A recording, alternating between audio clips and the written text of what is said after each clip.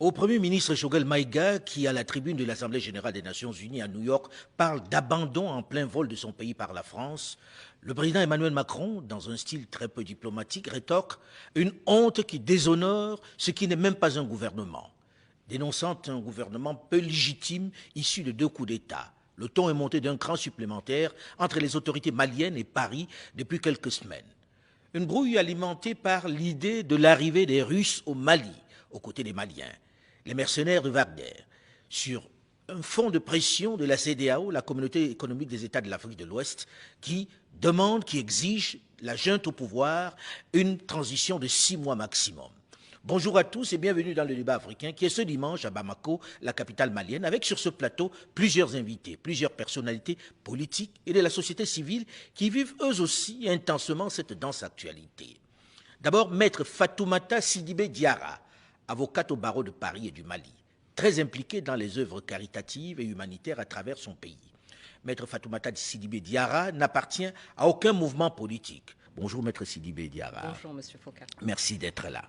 Second invité de ce plateau de Bamako, Ousseini Amion Guindo, dit Poulo, ancien ministre malien qui a occupé plusieurs portefeuilles, celui des sports, de l'éducation nationale et de l'environnement.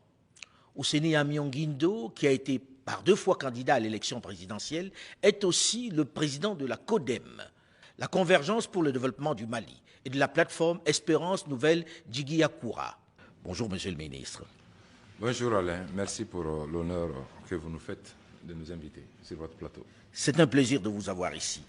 Nous devions avoir comme 3e invité sur ce plateau un membre du gouvernement, M. Lamine Sédou Traoré, ministre des Mines, de l'Énergie et de l'Eau du Mali. Il nous avait donné son accord pour être là. Et au dernier moment, il s'est débiné. Nous le regrettons. Merci en tout cas à tous les deux d'avoir respecté votre engagement. Alors, puisque vous n'êtes que 2, on devait être 3, ça donne un peu plus de temps pour pouvoir discuter de la dense actualité dans ce pays.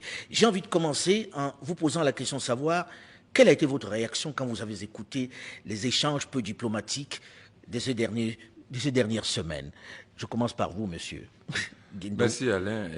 C'est vrai, nous avons suivi une escalade, je dirais verbale, entre le Premier ministre du Mali, qui a tenu un discours à l'Assemblée générale des Nations Unies. Et ensuite, nous avons aussi écouté le président Macron, qui aussi enterrait un soldat français mort au Mali. Donc on comprend bien effectivement l'émotion qui peut intervenir de part et d'autre, parce que le Premier ministre a aussi voulu parler avec le cœur, il a parlé avec le cœur. Il a dit ce que certains Maliens aussi voulaient entendre. Un bon nombre de Maliens, parce que si l'on s'en tient à ce qu'on écoute ici à Bamako... mais sincèrement, je pense qu'il faut classer ça dans le passé, parce que tout simplement, une relation séculaire entre la France et le Mali ne saurait souffrir, à mon avis, des déclarations, c'est-à-dire d'hommes politiques, donc de dirigeants, de façon factuelle. Bon, mais est-ce que vous comprenez ceux qui disent, là, il y a c'est encore la manifestation de la condescendance de Paris vis-à-vis du Mali? Parce qu'on l'écrit beaucoup dans les journaux ici. Bon, vous savez, je préfère ne pas juger. Vous savez, le président français, il est élu pour les intérêts français, il n'est pas élu pour des intérêts maliens. Autant le président malien, aussi, au Mali, on élit un président pour les intérêts du Mali. Mais je ne ferai pas l'insulte aux dizaines de milliers de Maliens qui se trouvent aujourd'hui en France. Et aussi, je ne ferai pas cette même insulte aux Français qui se sentent chez eux au Mali. Donc, là, c'est le discours de l'homme politique. Avez-vous la même approche, Maître Fatoumata Sidibé Diarra? Comment vous avez vécu ça? C'est une insulte aux Maliens, ce qui a été dit? Et est-ce que ce qu'a dit le Premier ministre Choguel Maïga reflète la réalité? Ce que je pense, Monsieur Foucault, c'est que la relation entre la France et le Mali, et surtout la situation dans laquelle se trouve le Mali actuellement, ne mérite pas de tels propos, de telles invectives de part et d'autre. La relation entre la France et le Mali, c'est une relation de sang d'abord. C'est vrai que nous déplorons les morts français, 52 morts, les morts de toute nationalité, militaires et civils tombés pour le Mali, mais il ne faut pas oublier également ceux qui ont payé le prix fort pour défendre la France il y a des décennies, c'est-à-dire ce qu'on appelait les tirailleurs sénégalais. Je suis moi-même petite fille d'un de ces tirailleurs sénégalais. Donc il ne faut pas, en leur mémoire, se lancer dans des invectives, de telles injonctions. Nous n'avons pas besoin de ça en ce moment. Je pense qu'il faut se diriger vers l'essentiel. Quelle est la solution aujourd'hui pour sortir le Mali de la situation dans laquelle il est? Parce que ce qui est clair, c'est qu'il y a un problème. Je pense que le Premier ministre s'est fait l'interprète de ce problème. Nous sommes dans un pays surmilitarisé, avec des dizaines de milliers de soldats, que ce soit les FAMA, la MINUSMA, le G5 Sahel, Barkhane et ses partenaires. Mais tout ce dispositif-là n'arrive pas à bout de la situation. Le résultat n'est pas au rendez-vous. Voilà, d'un mal qui était cantonné au nord initialement, il a métastasé et il descend de plus en plus vers la capitale. Donc c'est qu'il y a un problème. Donc il faut se poser la question concrètement, comment sortir de cette situation? Est-ce qu'il faut un commandement unique? Est-ce qu'il faut repenser? Est-ce qu'il faut mieux coordonner les actions? Il y a un problème. Et au lieu de trouver une solution claire à ce problème entre partenaires de manière respectueuse, je trouve que ce n'est pas le moment de s'invectiver de la sorte. Ce n'est pas le moment de s'invectiver de la sorte, mais si l'invective arrive, c'est bien parce qu'il y a dans ce pays un débat autour de l'arrivée des mercenaires de Wagner. Êtes-vous pour que des mercenaires arrivent dans ce pays? Êtes-vous pour que les Russes viennent en renfort? Puisque vous dites qu'il n'y a pas de résultat, faut-il une autre solution qui ne soit pas celle des pays occidentaux jusqu'à maintenant? La solution et la réponse est un peu plus complexe que cela. Ce n'est pas pour être pour ou contre l'arrivée de mercenaires. Comme je l'ai dit, la situation... Mais c'est un débat ici. Hein? Est-ce qu'on est pour, est-ce qu'on est contre? C'est un débat, mais il faut le prendre dans son contexte global. Donc nous avons des dizaines de milliers de forces armées actuellement et nous ne trouvons pas la solution. La première solution, ce serait de discuter entre partenaires d'abord pour voir quel est le problème et trouver une piste de solution. Ça, c'est le premier point. Le second point, c'est que le Mali est un État souverain, jusqu'à preuve du contraire, et libre de contracter avec des partenaires de son choix. Toutefois, ce choix doit être guidé par plusieurs principes. Tout d'abord, il faut que ces partenaires servent aux intérêts du Mali. Quel est notre intérêt à court, moyen, long terme? Quel est le partenaire le mieux à même de nous aider à sortir de cette situation? Ensuite, il faut que les choix des autorités maliennes, qu'ils soient bien conscients des implications géostratégiques de tel ou tel partenaire qu'ils choisiraient.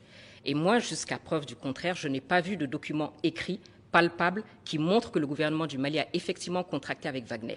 Jusqu'à ce stade, ce sont des supputations, des rumeurs. Si cela s'avérait... des supputations très timidement niées par les autorités. Donc il y a quand même anguille sous roche et on l'a vu en Centrafrique. Donc si cela s'avérait, je suppose que les autorités maliennes auront justement, en toute responsabilité, examiné les actions que ce groupe Wagner a commis dans les pays où il a exercé, que ce soit en Libye, en Syrie ou en RCA, et savoir exactement quels sont ces modes d'opération. Est-ce que cela est conciliable avec notre situation ici? Parce que ce n'est pas la même chose de contracter avec un partenaire étatique en termes de responsabilité, notamment envers les populations civiles, et avec un groupe armé privé. C'est la question essentielle. Monsieur le ministre Guindo, à la même question, que répondez-vous? Est-ce qu'on peut envisager, avec la difficulté à obtenir des résultats, avec toutes ces armées sur place qui ne font pas reculer la rébellion, l'arrivée d'autres forces, des Russes par exemple?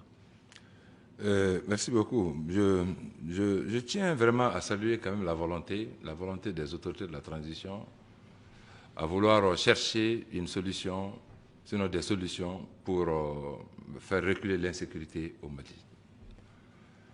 Il est certes, Madame l'a dit, ça fait 8 ans, 9 ans que les forces internationales sont là, avec très peu de résultats, mais il est évident que ce n'est pas une raison pour insulter le passé, parce que tout simplement, si ces forces aussi n'avaient pas été là, peut-être en 2012, en 2013, Bamako serait pris. Donc, on vous répond dans le même temps que si Bamako est dans cette situation, il y a aussi la responsabilité de ceux qui ont provoqué cela en Libye. Bien entendu. Moi, je ne veux pas, en fait, trop aller dans les causes, mais je veux juste, en fait, parler de la situation que nous vivons. Et nous pensons que, moi, je suis du centre. Moi, je suis originaire du centre, bien que je sois député élu dans le sud du pays. Je connais comment se manifeste cette crise. Je viens du centre-nord du pays. Et je sais que cette crise n'est pas... La sécurité, la crise, il faut d'abord comprendre la crise sécuritaire. Quand on ne comprend pas la crise sécuritaire que nous vivons, nous ne pouvons pas trouver la solution au problème. Mais qui ne la comprend solution pas n'est pas forcément, excusez-moi, la solution n'est pas forcément aux armes. Et vous savez, par exemple, je prends un exemple, la région de Mopti. dans cette région, vous aviez 2 millions de touristes par an. Et chaque touriste qui venait passait en moyenne 1 semaine dans la région. Et le tourisme faisait vivre environ 200 000 personnes. Aujourd'hui, il y a 0 touriste. Donc ces 200 000 personnes qui vivaient du tourisme se retrouvent et totalement désœuvrées et aussi avec un manque d'État. Au même moment, la jeunesse rurale ne parvient plus à aller dans les champs. Ils ne peuvent pas se retrouver dans les zones de pâturage. Ils ne peuvent pas se retrouver dans les zones de pêche, compte tenu de l'insécurité. Or, c'est ce qui fait l'économie rurale. Donc, du coup, cette jeunesse rurale, qui est la plus nombreuse que la jeunesse diplômée, contrairement à ce que les gens pensent, si cette jeunesse rurale est désœuvrée, elle a 3 choix. Soit elle tombe dans le grand banditisme, donc les coupeurs de route que nous voyons, soit elle fait alliance avec des terroristes, de tous bords, bien entendu, soit elle fait l'immigration. Quand vous voyez le phénomène de l'immigration, ce n'est pas des grandes villes que les gens vont à l'immigration. C'est surtout de ce milieu rural. Et aujourd'hui, si le Mali vit les problèmes, c'est surtout dans ce milieu rural. Donc, est-ce que c'est... Je prends un exemple. Une fois que vous avez dit ça, on fait quoi? Les questions de société. Parce que l'insécurité au Mali est aussi liée à souvent des facteurs de société, des questions de société. Ceux qui nous regardent ou ceux qui nous écoutent ont besoin qu'on leur propose des solutions. Bien entendu. Là, vous avez dit, OK, dans les campagnes, ils sont désœuvrés, dans les zones rurales, ils sont désœuvrés. On ne le découvre pas. On le dit depuis plusieurs années, déjà depuis 8 ans, mais il ne se passe rien. Pourquoi il ne se passe rien? Est-ce que vous avez le sentiment que ceux qui sont venus ne comprennent pas ça? On fait quoi concrètement? Ce que je veux dire, l'option qui a été mise en avant depuis 2013 jusqu'à nos jours, c'est l'option militaire, à tous les niveaux. Et aujourd'hui, quand le gouvernement du Mali aussi décide de contracter avec d'autres sociétés, toujours est-il dit qu'on pense que la solution n'est que militaire. Donc, moi, pour vous, le débat sur Wagner... Je suis de ceux qui pensent que ce n'est pas Wagner qui va réconcilier les communautés, par exemple. Oui, mais en même temps... Vous prenez Kidal, c'est des questions de société. Vous avez un conflit entre Ifogas et Imgad. Vous venez à Gao, c'est les mêmes conflits de société. Vous venez dans le centre du Mali, c'est les mêmes problèmes. Vous partez aujourd'hui dans la région de Caille, où il n'y a pas forcément des questions terroristes. Il y a des questions de société, il y a des morts d'hommes. Et c'est lié, effectivement, aussi, c'est aussi des facteurs d'insécurité. Donc, est-ce que c'est la force militaire qui va rassembler les communautés? Mais qu'est-ce qui empêche qu'il y ait en même temps de la force militaire et ce dont vous parlez, c'est-à-dire... Je pense que, honnêtement, on ne peut pas parler, la question malienne n'est pas liée seulement au fusil, il y a aussi le développement. On a compris, mais on fait quoi? Concrètement, Maître Fatoumata Sidibé Diarra, on fait quoi là? Parce que je pense que vous faites le même constat, non? Tout à fait, tout à fait. Le problème malien est extrêmement complexe. Et de mon avis, je pense qu'il faut, le Mali est vraiment un grand corps malade. Il n'y a pas une partie qui fonctionne correctement. Tous les pans de la société sont en lambeaux. Là, on a l'insécurité grandissante, nous n'avons pas d'infrastructure, le système de santé est à terre, l'éducation est quasiment inexistante et on constate de plus en plus une défiance des Maliens entre eux et une défiance des Maliens envers le système de gouvernance et leurs institutions. Ce que moi je préconise, et je l'avais fait il y a plusieurs mois, c'est une remise à plat des questions de la nation pour qu'on aille vers une nouvelle direction consensuelle, acceptée par tous et comprise par tous. Ça, c'est l'idéal. Mais quand vous dites on remet à plat, qui remet à plat? Comment? Qui a autorité pour dire on recommence? Et on recommence par quoi? On commence d'abord par s'écouter.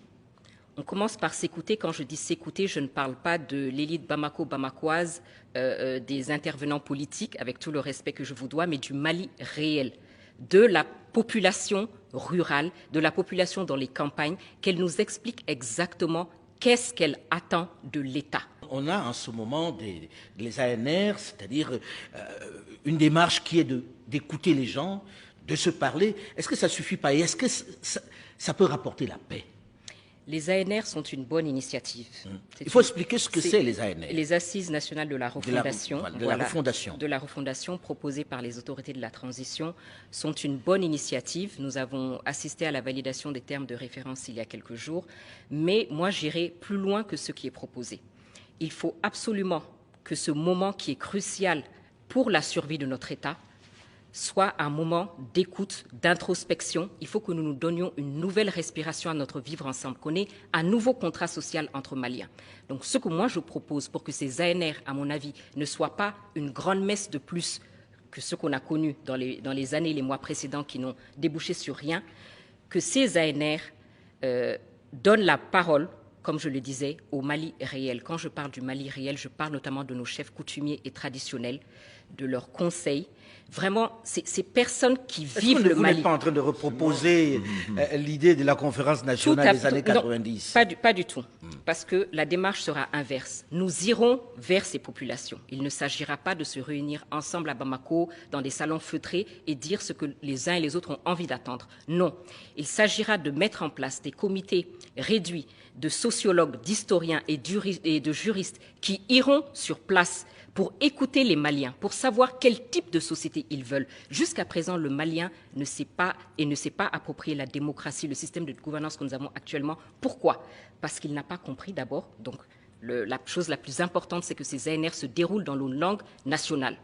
Plus de 70% de la population n'est pas scolarisée en langue française. C'est très important pour la vie même du pays, que les Maliens sachent. Vous pensez que ça les a mis de côté, ils ne comprennent pas ce qui se passe? Tout à fait, ils ne comprennent pas ce qui se passe et je pense que ça a arrangé aussi beaucoup de gens que la population ne comprenne pas. Il faut maintenant que la population s'approprie les choses. Donc qu'elle nous explique ce qu'elle entend, quel type d'État elle veut, quel type d'État elle comprendrait. Et à ce moment, les dirigeants qui seront élus, les institutions qu'on mettra en place seront légitimes et nous éviterons ce genre de rupture constitutionnelle. Pour vous, aller vers les populations? Pas seulement les populations en tant que telles. Donc, j'ai parlé des chefs coutumiers traditionnels. Le rôle essentiel aussi des femmes. Ce qu'on constate dans ces grands messes, dialogue national inclusif, conférences nationales, etc., ce sont les mêmes personnes que l'on invite à chaque fois. Moi, je pense qu'il est important cette fois-ci de donner la parole à ceux et celles qui ne l'ont jamais prise, notamment les femmes. Nous sommes une majorité ici, nous portons la société à bout de bras. Dans le socle familial, aucune décision n'est prise sans qu'on demande aux femmes. Mais quand on doit se prononcer sur des questions d'envergure nationale, on leur dénie cette parole-là. Nous sommes des filles et des petites filles de Awa Keïta, première députée, et nous avons les compétences, nous aussi, pour dire quelle société nous voulons. Donc, donner la parole aux Maliens du Mali réel, le faire dans la langue nationale et le faire en direct, que toutes ces contributions soient faites en direct sur les médias nationaux pour qu'aucune diffusion ne soit tronquée, aucun avis ne soit réinterprété. C'est ce que je pense. Alain, par rapport aux solutions, moi je pense que le Mali a besoin d'un leadership fort. Le Mali a besoin surtout d'un leadership rassembleur. Le Mali n'a pas besoin de stigmatisation entre ses enfants. Les Maliens ont besoin de se rassembler. Je pense que seul le leadership des rassembleurs peut le faire. Deuxièmement, vous avez parlé des solutions aux problèmes de sécurité. Vous savez, cette insécurité aujourd'hui, c'est le milieu rural malien qui est en train de signer allégeance avec les terroristes. Puisqu'il n'y a plus de conseillers, il n'y a plus de maires, il n'y a plus de maires sur place, il n'y a plus de préfets sur place, il n'y a plus de gendarmes sur place, il n'y a pas de policiers, il n'y a pas d'État, il n'y a aucun signe de l'État. Et ils n'ont personne, puisque ces populations n'ont personne auquel s'adresser, alors donc ces populations, désespérées, donc signent allégeance avec les terroristes contre l'État. Donc qu'est-ce qui se passe? Ça se manifeste comment? C'est quand nos armées passent. Alors souvent, les populations voient des terroristes mettre des engins improvisés, mais ne le signalent pas. Et je suis convaincu que tant que les populations ne retournent pas vers l'État, il n'y aura pas, on ne gagnera pas la guerre. Mais là, à l'instant, je vais terminer sur ça.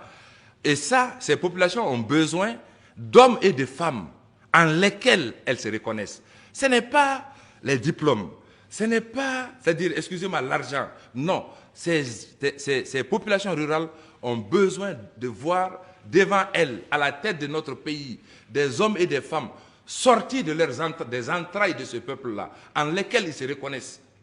Mais ça fait des décennies, monsieur le ministre, que l'on entend les politiques dire à peu près la même chose. Est-ce qu'ils ne sont pas arrivés à un moment où ils ont désespéré de ces politiques-là et ils ont envie de nouvelles têtes, tout simplement? Bien entendu, vous voyez, mon parti CODEM a été créé dans le même cadre, en 2008, sous le signe du tournant générationnel. et du rajeunissement du leadership politique au Mali. Ça fait 13 ans que nous nous battons pour cela. Ça fait 13 ans. Nous venons de ce milieu rural-là. Nous y sommes nés, nous y avons grandi. Oui, mais dans le même temps, quelquefois, ceux qui sont partis du milieu rural, quand ils arrivent à Bamako, ils sont encore pires que ceux qui étaient sur place à Bamako. C'est-à-dire ils sont fait une place. Heureusement que dans mon cas, aujourd'hui encore, ma famille vit dans ce milieu rural. Et personnellement, j'ai 51 ans. J'ai été député pendant 2 mandats. J'ai été ministre pendant 4 ans. Mais je n'ai jamais fait un jour de congé en dehors du Mali. Tous mes congés, c'est dans mon village de naissance, et effectivement dans la région de Mopti. Vous avez une réaction à ça? La réaction que j'ai, c'est que je pense que ce n'est pas une question d'homme ni de femme qui serait exemplaire. C'est une question de système qu'on mettrait en place, un système qui serait, j'insiste, compris par les Maliens. Un système qui, comme le président Rawlings le disait, même si le diable venait aux manettes, tout à fait, même si le diable venait aux manettes, il ne pourrait pas faire ce qu'il voudrait parce qu'on aurait des institutions fortes, un contrat social compris, fort entre nous, qui éviterait justement les dérives auxquelles on a assisté. Donc, sincèrement, pour moi, c'est un problème structurel. Lorsqu'on vous écoute, Maître Fatoumata Sidibé Diarra, on a le sentiment que vous dites qu'il faut mettre les politiques de côté pour que le reste des gens discutent aujourd'hui. C'est ça, dans votre démarche?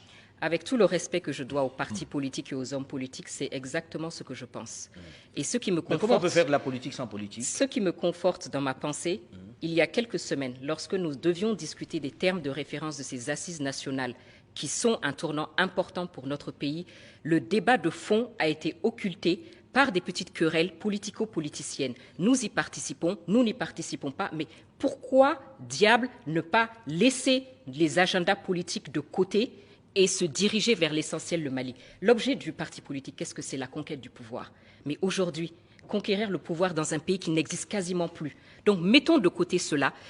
En tant que fils du pays, sans aucune étiquette politique, sans aucun agenda politique, mettons-nous en ordre de bataille. Quel type d'État nous voulons? Quel type de gouvernance? Quelles sont les valeurs sur lesquelles nous devons nous appuyer? Quelles sont les valeurs sur lesquelles les dirigeants que nous allons élire vont s'appuyer? Quels sont les modes de contrôle que nous aurons pour contrôler ces dirigeants-là? À ce moment, une fois qu'on sera d'accord sur ça, les partis politiques, libres à eux, à ce moment, de nous faire une offre politique adaptée. Qui se conforme à ce qui a été arrêté. Exactement. Alors, dans le même temps, quand je vous écoute, j'ai le sentiment que si on veut respecter ce que vous dites, on prolonge, et de longtemps, la transition actuelle.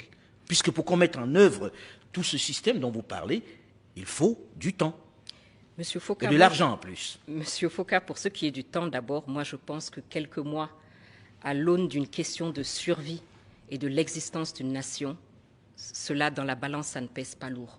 Je ne comprends pas ce fétichisme de date par rapport à ce mois de février 2022.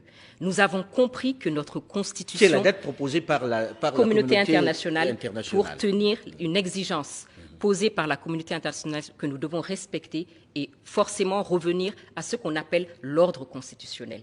Mais ce que je ne comprends pas, cette constitution, combien de ruptures nous avons subies? Cette constitution n'est pas adaptée, tous les Maliens sont d'accord. La CEDEAO même, en premier lieu la communauté internationale qui nous donne l'injonction de respecter ces délais, la CEDEAO, lors de la crise post-électorale en 2018, nous disait, nous Maliens, de prendre des décisions courageuses et que cela comprend la révision de la Constitution. Et maintenant qu'on veut prendre ces décisions courageuses, on veut nous en empêcher. Mais de quel droit? Si nous nous précipitons à ces élections au mois de février 2022, sans avoir fait une analyse, sans savoir quel est le problème qui explique toutes ces ruptures, sans se demander pourquoi ces populations ne se sentent pas représentées par l'État qu'elles considèrent comme un corps étranger, ces dirigeants qu'elles considèrent comme illégitimes, qu'on n'ait pas de moyens de contrôle sur ces dirigeants-là, nous nous dirigeons dans les quelques mois qui suivront ces échéances, si nous devons les appliquer, à une nouvelle rupture constitutionnelle. Oui, mais en même temps, on ne peut pas donner un blanc. Je vois le ministre qui a envie de réagir. Bon, j'avais envie de réagir au propos de madame qui dit que les politiques, effectivement, doivent être mises de côté. Moi, je rappelle que je suis un politique totalement dédié aux populations. Vous dire qu'au quotidien, je vis avec ces populations, j'écoute leurs problèmes, je les démarche, je fais le Mali de Kaï à Kidal pour écouter. Personnellement, j'ai passé la nuit dans près de 500 communes au Mali et nous sommes au chevet des populations. Nous sommes au chevet de la population et je pense que c'est utile pour le pays. Oui, mais les populations disent oui, mais pour quel résultat? Non, mais je veux dire, c'est pas toutes les populations. Il faut éviter de généraliser. Je pense qu'aujourd'hui, la région de Mopti, sinon je prends un exemple, Sikasso avait d'habitude 7 députés. Aujourd'hui, c'est une zone qui est occupée dans certaines parties, notamment certaines communes comme Danderesso, comme Cléla. Alors, en l'absence d'État dans la zone, s'il y avait un député, je suis sûr que ce député aurait pu être un relais entre ces populations et l'État aujourd'hui.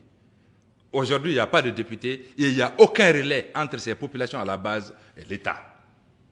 Donc je pense que c'est un manque à gagner. Si ces populations n'ont pas, c'est-à-dire de repères, n'ont pas de personnes auxquelles s'adresser, bien entendu, dans le désespoir, ce que j'ai dit, ces populations sont amenées à signer. Elle a parlé d'assises nationales. Je pense qu'il faut quand même que les choses soient claires. Il faut que madame reconnaisse qu'on ne change pas la règle du jeu pendant le jeu. Nous avons fait une assise nationale, une concertation nationale au début de la transition. Et c'est une erreur que de dire que c'est la communauté internationale qui veut nous imposer des délais. Ce n'est pas, moi je ne suis pas d'accord avec cela. Parce que tout simplement, nous avons tenu une concertation nationale au départ de la transition.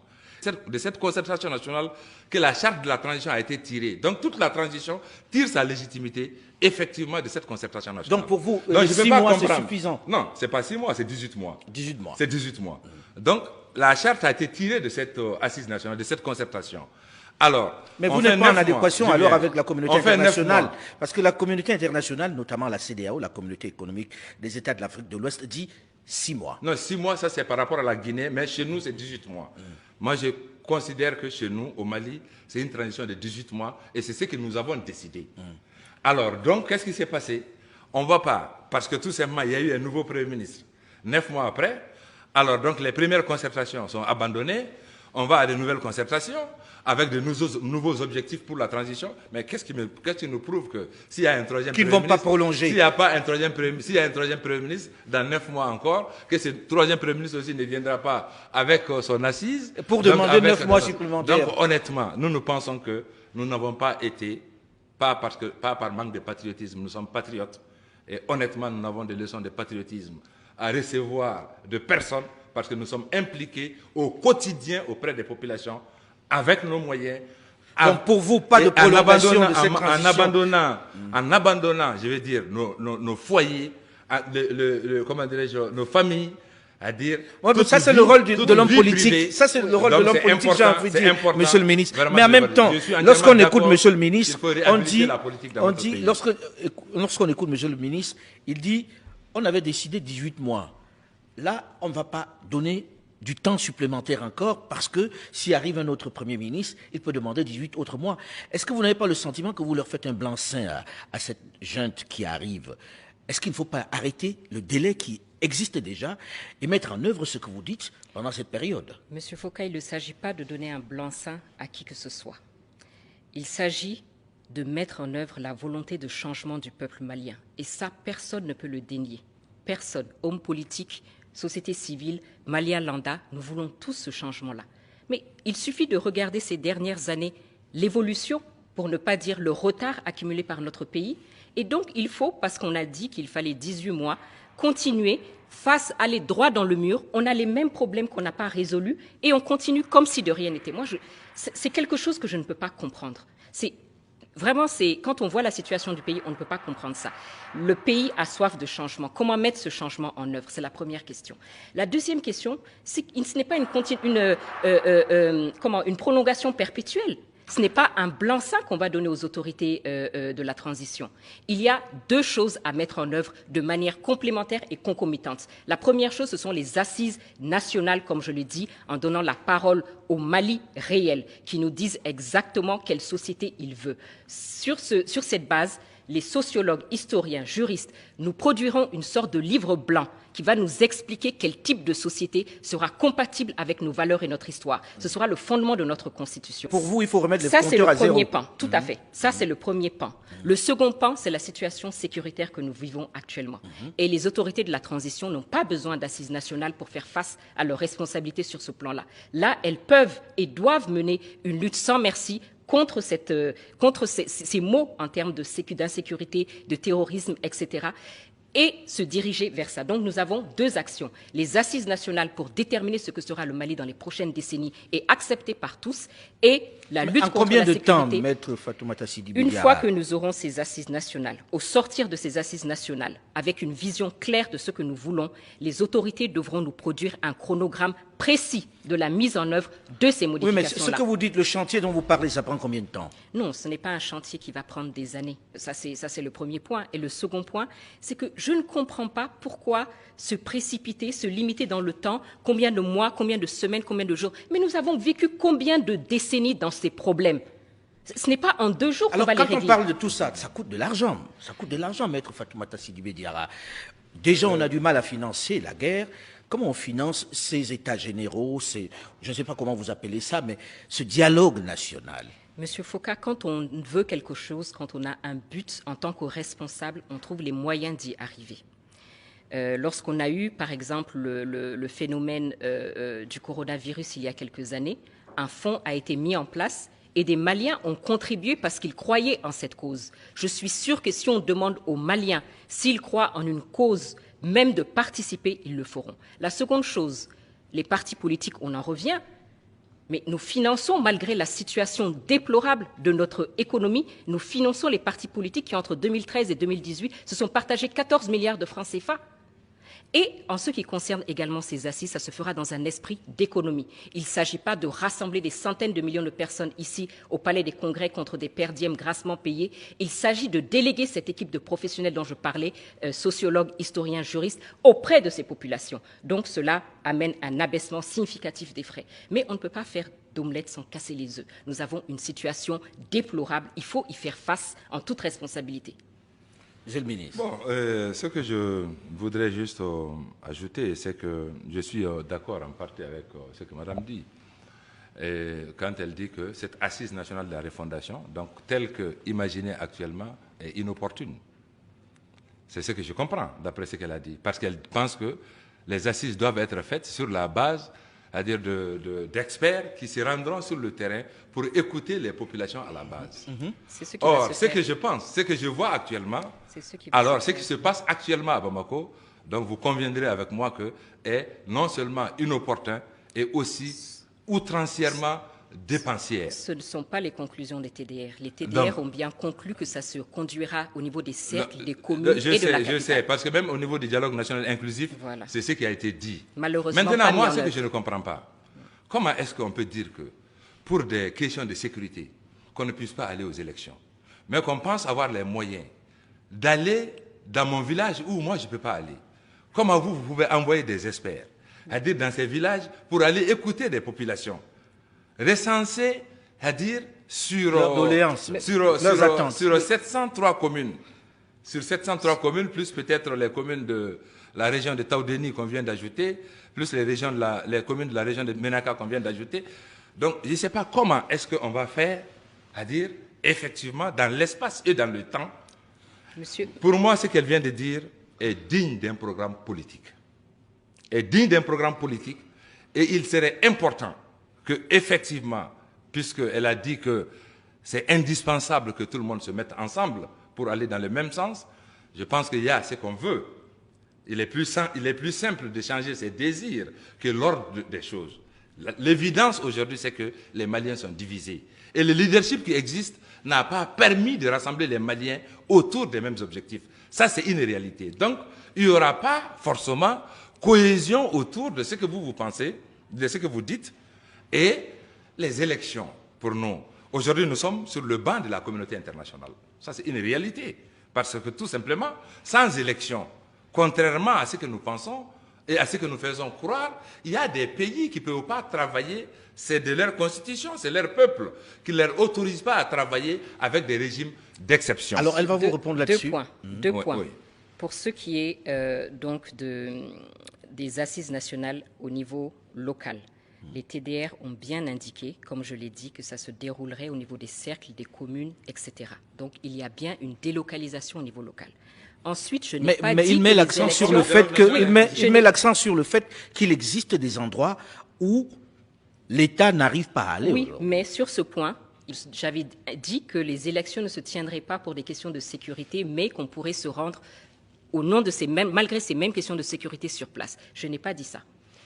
Pour moi, les élections, sécurité ou pas, ne peuvent pas se tenir en l'état en février 2022. Ce n'est pas seulement une question sécuritaire, c'est qu'on ne peut pas occulter les problèmes, comme je le disais, auxquels nous faisons face. Mais cette constitution que la communauté internationale brandit comme le remède à tous les maux que notre pays vit aujourd'hui. Mais c'est clair que cette situation n'en est pas le remède. Il faut changer les règles du jeu qui ne fonctionnent pas. Le jeu ne fonctionne pas depuis des décennies. Le jeu ne fonctionne pas, nous avons des ruptures constitutionnelles. Le jeu ne fonctionne pas, les Maliens ne se reconnaissent pas en nos institutions, en notre Parlement, les députés même qui les représentent. Ils ne comprennent pas tous ces jeux tactiques politiciens, ces hommes politiques qui sont élus, qui doivent former des alliances contre nature pour continuer à dire. Ce sont des choses. J'aurais bien voulu que les autorités soient là. Ce que j'aurais seulement souhaité, c'est que nous ne sommes pas dans cette situation parce que nous avons des mauvais textes. Non, nous sommes dans cette situation parce que nous avons eu des mauvais dirigeants. Il faut que les choses soient claires. Aucun texte. Mais c'est là où vous êtes vraiment en opposition, parce qu'elle estime qu'on n'a pas compris que la majorité des Maliens ne comprend pas ces textes. Est-ce que les gens surfent sur ces textes-là? Parce que les gens, vous savez, la majorité des Maliens ne comprennent même pas français. C'est ce qu'elle dit, justement. A fortiori, les textes dont elle parle. Donc ce n'est pas un problème de texte qui a créé, je veux dire, à ce niveau, ce problème. Non, mais pour qu'ils adhèrent, il faut qu'ils aient compris les textes. Non, j'en viens. Je veux dire simplement que s'il y a eu un coup d'État dans notre pays, c'est surtout lié à la mauvaise gouvernance. C'est vrai, la mauvaise gouvernance a des implications, beaucoup d'autres implications. Souvent, c'est le système. Je suis entièrement d'accord avec elle quand elle dit qu'il faut carrément réfléchir sur un changement systémique. Pour moi, aujourd'hui, c'est pas peut-être en une période de transition, à dire de 18 mois, ou d'1 an, ou de 2 ans. Vous voyez, l'Europe ne s'est pas construite en 10 ans. En 1945, l'Europe n'était qu'un champ de ruines. Il n'y avait plus rien en Europe. Il y avait près de plus de 21 millions de morts. Mais, comme je l'ai dit, c'est progressivement, avec une vision. Mais il y a eu plusieurs républiques entre-temps, si vous prenez le cas de la France. Avec une vision à long terme. Sinon, dans aucun de nos textes, il est admis que la corruption est une règle. Si, entre autres problèmes du pays, c'est ça, c'est la mauvaise gouvernance, c'est la corruption, c'est, comment dirais-je, c'est le manque de patriotisme des uns et des autres. Et ça, ce n'est pas forcément, à mon avis, des papiers qui vont le régler. Donc nous sommes tout à fait d'accord qu'il faut revoir les choses. Si nous ne les revoyons pas pendant la transition, honnêtement, quel candidat, quel homme politique arrivera au pouvoir et de lui-même, de sa propre volonté, va restreindre ses pouvoirs une fois arrivé aux affaires? C'est le moment de le faire. Le temps tourne vite et je suis content que nous entrions que nous évoquions le sujet différemment. Mais j'ai envie de poser la question vraiment de dernière minute puisque le temps tourne malheureusement vite. Bien que vous ne soyez que deux, vous voyez, vous avez pris les 40 minutes assez rapidement. En 2 mots, là on parle beaucoup des Russes, on parle beaucoup de l'arrivée des Russes. Aujourd'hui, êtes-vous pour ou contre l'arrivée des Russes dans ce pays pour le volet militaire, puisqu'on a parlé du volet de négociation, tout le monde est d'accord pour dire la question militaire ne résoudra pas la crise malienne. Aujourd'hui, faut-il d'autres à la place des Français ou à côté des Français qui soient des Russes? D'abord, ce sont des rumeurs, mais qu'à cela ne tienne. Est-ce que c'est envisageable? Je viens, qu'à cela ne tienne, pour moi, il y a des interrogations et des inquiétudes. Je tiens à les préciser. La première interrogation, c'est quoi? C'est que d'abord, c'est le gouvernement russe qui ne se reconnaît pas dans ce qui se fait. Vous parlez des Russes, mais moi j'ai entendu le ministre des Affaires étrangères russe qui dit que ce n'est pas une affaire de Sergueï Lavrov. Premier élément. Deuxième élément. Mais ils ont offert des hélicoptères il y a quelques jours. Non, ils n'ont pas offert, c'est l'État qui a acheté. C'est une acquisition sur le budget de l'État du Mali. Deuxièmement, ma crainte par rapport à Wagner, il y a des forces internationales qui sont là, qui ont déclaré que la présence de Wagner sera incompatible avec leur présence. Donc on oublie. Donc il est dangereux pour moi. Aujourd'hui, il faut que nos autorités réfléchissent à ne pas rassembler des forces incompatibles sur notre sol. Troisième élément, il ne faut pas faire de notre pays un lieu d'affrontement entre puissances. Le principe est la souveraineté de l'État en ce qui concerne le fait de s'allier l'aide de ses partenaires étrangers. Ça, c'est le principe. Toutefois, ce principe doit être encadré. comme je le disais, il faut que ça réponde réellement aux intérêts à court, moyen, long terme de l'État. Et l'inquiétude que moi j'ai, c'est par rapport au mode privé d'aide militaire.